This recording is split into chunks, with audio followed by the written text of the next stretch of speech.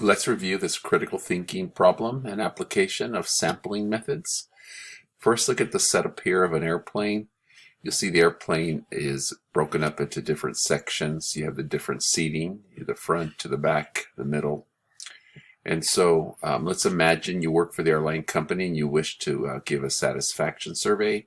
So instead of doing a census, right, which is asking everyone on the plane, we decide to perform some random sample. We want to save time and select some passengers.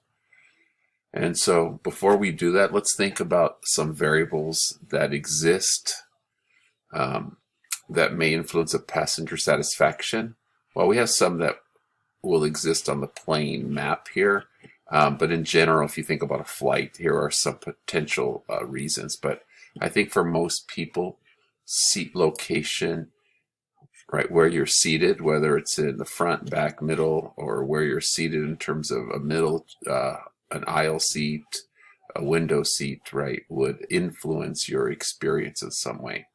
So for this examples here, we're going to look at seat location. We'll look at the seats as a way of selecting passengers. And so taking a look at how might you perform a simple random sample to give the survey? Well, one way would be just to use a simple random number generator to randomly select different seat numbers, right? You could also select ticket numbers. That would be another way. But if we're going to use the map, we would use the seat numbers, just randomly select them using some number generator. Another old-fashioned way to do a simple random sample would be put all passengers to put their ticket in a container. And then tickets are randomly selected from the container. That's an old form of a simple random sample. How would we do a cluster sample? Well, cluster samples, what we do is we break the population into clusters. And so in this case, we'll put them into sections.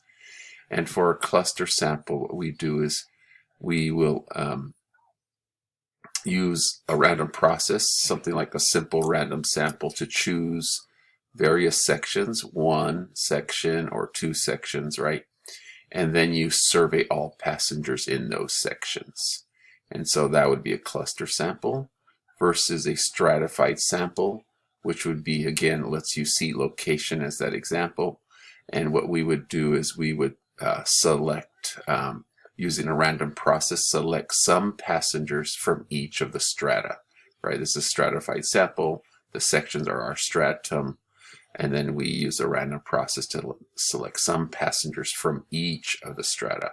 And that's a little bit different than the cluster, where we select all passengers from some of the clusters. That's it.